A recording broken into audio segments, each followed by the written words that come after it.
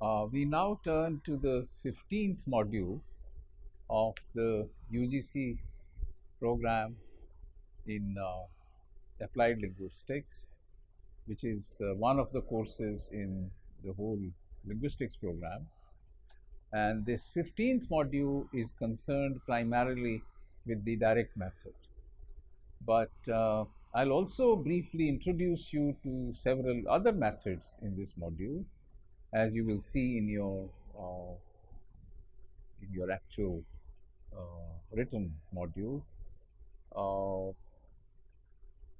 But the focus is on the direct method. The direct method was, as you might imagine, a very powerful, immediate, natural reaction to the grammar translation method, the GTM, known as GTM, and direct method is called DM. So DM was a natural reaction to GTM. The most severe limitation of the grammar translation method was that it ignored the spoken skills completely, and that it ignored the communicative encounters that people may run into. So people could be very efficient in reading and translating Greek or Latin or Sanskrit, but they could not conduct a small conversation in Greek, Latin, or Sanskrit. So that was the problem. As you might have seen, even in the case of English, you may come across many people who are very proficient in reading and writing.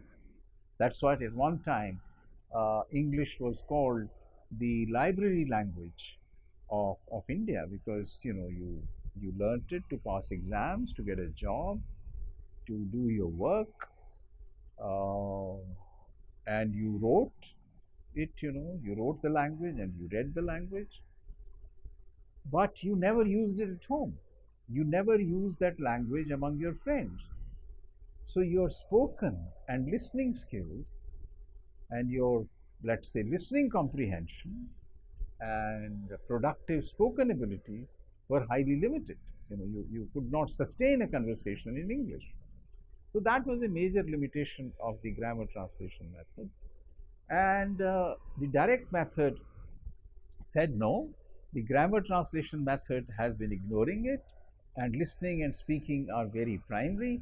So we will go into the opposite direction, and they said we will not use the source language at all. So you see, grammar translation method was squarely located 100% in the language of the child, whereas the direct method said no source language. So in fact, as you might have heard, in many of the public schools and the convents of even semi-urban rural areas, what to talk of metropolitan cities like Delhi, Bombay, or Calcutta, if you spoke a word of your own language in the school, you were punished or you were fined, and those were the consequences of direct method.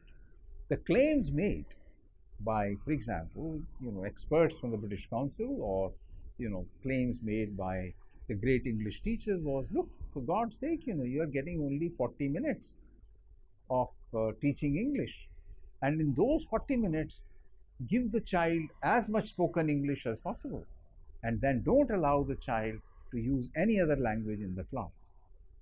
Now, this, all of us today are convinced that this was a very, in some sense, a subhuman approach to treat languages of children and to language teaching. But the popularity of the direct method was not just because there had to be a reaction to grammar translation method. There were several other things happening.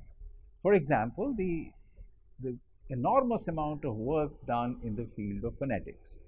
We now had a much better understanding of the spoken skills of the spoken language in terms of phonetics, which is the science of speech. in the work of people like Henry Sweet or Daniel Jones or Palmer.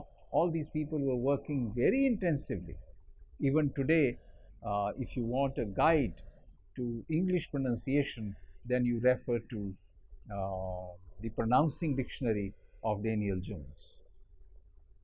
Uh, these people undertook a systematic study of sound, so it became possible now to provide models. You see, earlier it was not possible to provide a native speaker in the grammar translation class everywhere.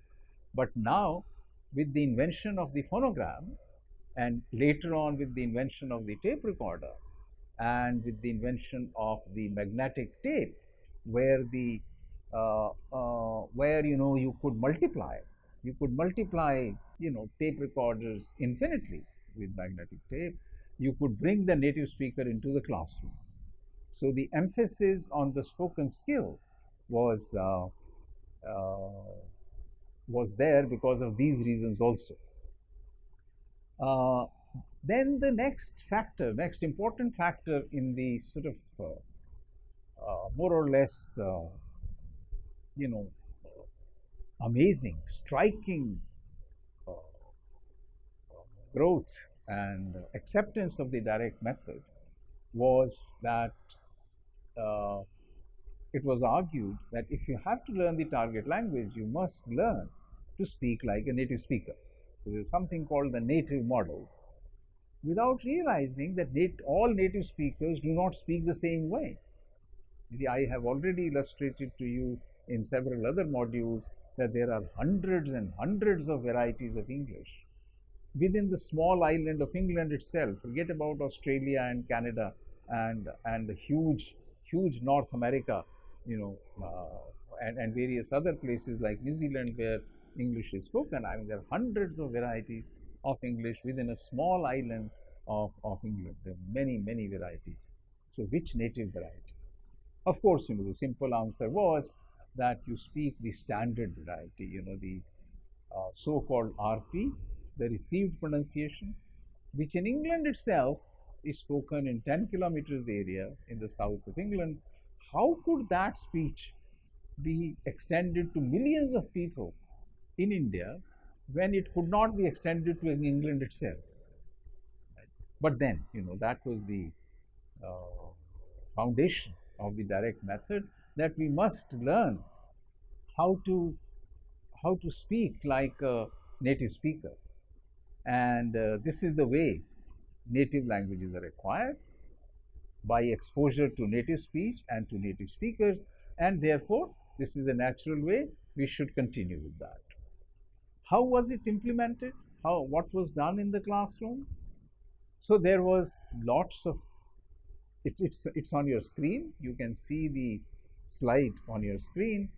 The implementation part included that there was lots of oral interaction, spontaneous use of the language, no translation between first and second language, and no analysis of grammatical rules. You see, in the grammar translation method, there was an explicit analysis of grammatical rules. There were illustrations, there were examples, and a rule was formulated, and then it was explicitly taught. Grammar translation method was not helpful in preparing for teaching communication. Direct method was. So that's how it was. And all grammar was to be inferred, and therefore it ended up being learner-centered. Lessons were embedded in a context, and it was focused on speech and not on the textbook. And every teacher was supposed to prepare her own materials based on some kind of guidelines in the textbook, and not use the source language of the children at all. In fact, the preference was that a native speaker should come and teach, and that listening and speaking must come before reading and writing. The fundamental principles that were followed in the grammar translation method, they are on the screen, they are on your slide, and I am going to run through them. Please keep looking at the slide. They were, the The principles were totally unlike the principles of grammar translation method, and their classroom instruction was conducted exclusively in the target language. The context of teaching was the focus in this method. Oral communication skills were built up in a carefully graded expression. So class size was important. If you have direct method, then the class size is very important, because you can't have native speaker communication encounters with, let's say, 80 children. So this was a major limitation of, and Indian classrooms tend to be very big. So one has to keep in mind that you should have only 25, 30 students in the case of the direct method. Rules of grammar, sentence construction, and agreement in particular were taught inductively. Comprehension is a significant part of this approach, but first on listening comprehension. And just as grammatical accuracy was insisted upon in grammar translation method, accuracy in pronunciation and in well-formed grammatical sentences was emphasized in the case of the direct method. What were some of the main limitations, as you must have guessed by now? What were the main limitations of the grammar translation of the direct method? The major limitation was that it depended. If you really wanted a native-like speech, you wanted a native teacher, and there weren't enough native teachers. There weren't enough Englishmen teaching English language all over India or all over Asia or all over the world. So there was a great shortage. There was also, as Roger Brown noticed in the case of a Japanese teacher, that trying to imitate the direct method, looked more like, or implement the direct method looked the kind of gymnastics, because there are certain sounds that don't exist in Japanese, or certain sounds that don't exist in,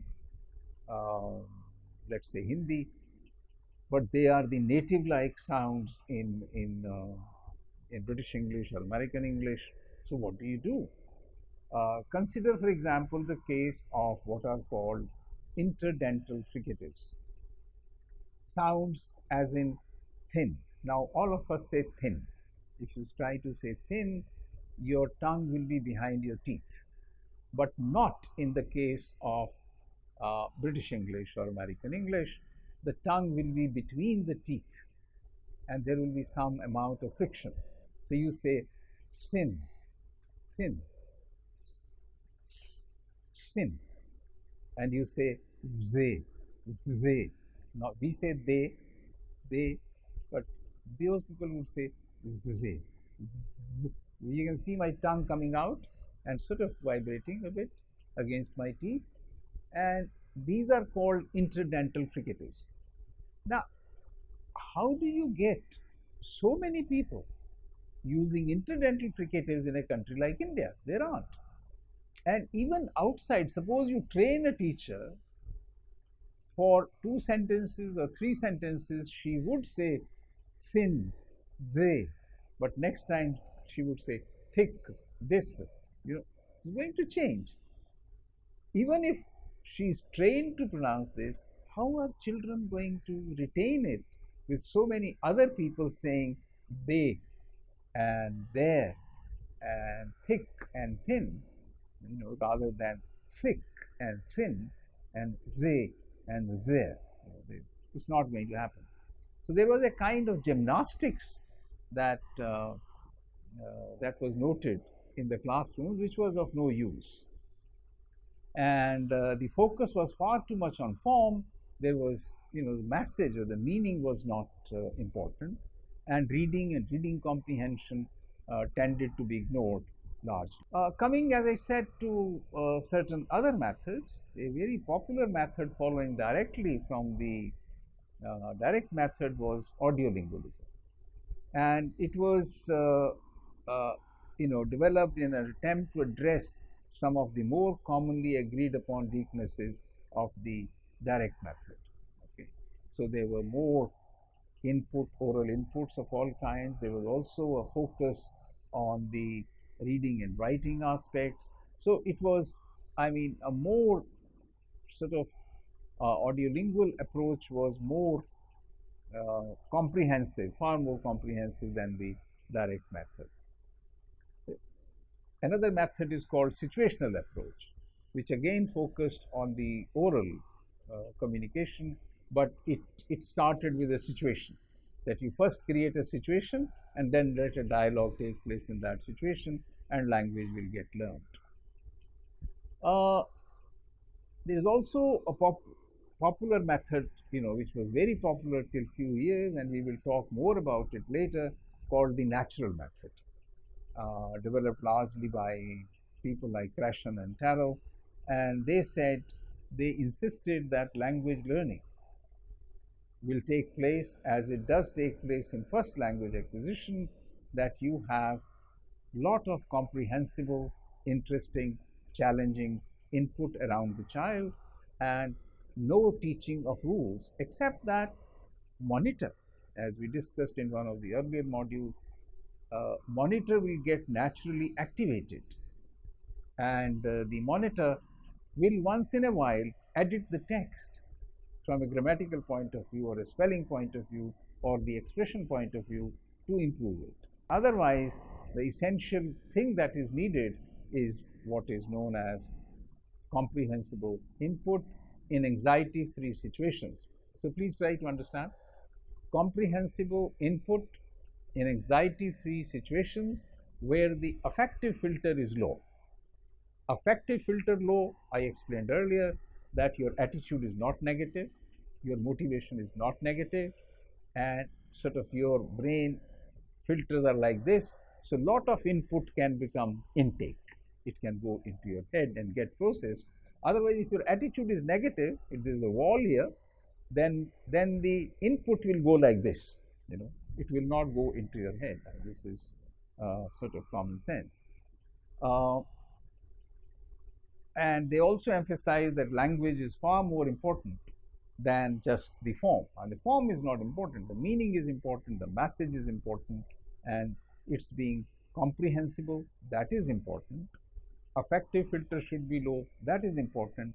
And the anxiety level there should not be, anxiety of exams, anxiety of getting marks, anxiety of doing very well. So if there are anxiety free situations, that is how you learn your first language. There is no anxiety, there is lot of things around you which are input, and lot of it becomes intake when your filter is low, when interesting things are happening and attention is being paid to you, and your parents are kind to you. In that kind of affectionate atmosphere where there is no anxiety, language learning will automatically take place. Another important method, which is sort of associated with the Coleman report, because Coleman in 1929 was asked to examine whether children were learning foreign languages at all or not. So on modern foreign language study, that is what his report was called, modern foreign language study, and he figured out that even after studying for 2-3 years, children did not learn a foreign language at all. And he said, look, it is because the reading is ignored. The reading in the target language is ignored, and therefore he put forward the reading method. One of the consequences of that was Michael West's 1953 famous general service list of English words, which proved the foundation for many graded readers later on. That you have a list of words which is basic, and you grade them. Michael West had already graded them. This is the first set, the second set, graded the first 100 words, second 100 words, and that is how readers should be created, and that is how reading method became popular. And there are other methods that we will talk about later as we go on, but I have introduced you to some of the main methods of language teaching. We can briefly talk about what is known as TPR. TPR stands for Total Physical Response, which means that people figured out that in the initial stages of language teaching, a total physical response was good. So something like this: you say stand up, so I stand up, and you say sit down, so you sit down. Okay, and then you say, oh, where is your pen? Pen. The other person says pen, and then you say blue pen, the blue pen. So then you say give me the blue pen. Then you get up and give the blue pen. Okay. So there is a total body involved in the transaction of language. And in the early stages of language teaching, people sort of figured out that it was to a great extent successful. So we have covered a whole range of different kinds of methods of language teaching, and the grammar translation method, in spite of all these methods, still maintains a certain role in language teaching in general, particularly in second language teaching and foreign language teaching. But we have learned a great deal from the direct method, from the audiolingual approach, and from the reading method and various other methods. There are small bits coming in. I think it's on the basis of all these that we can talk about our post-method era. Thank you.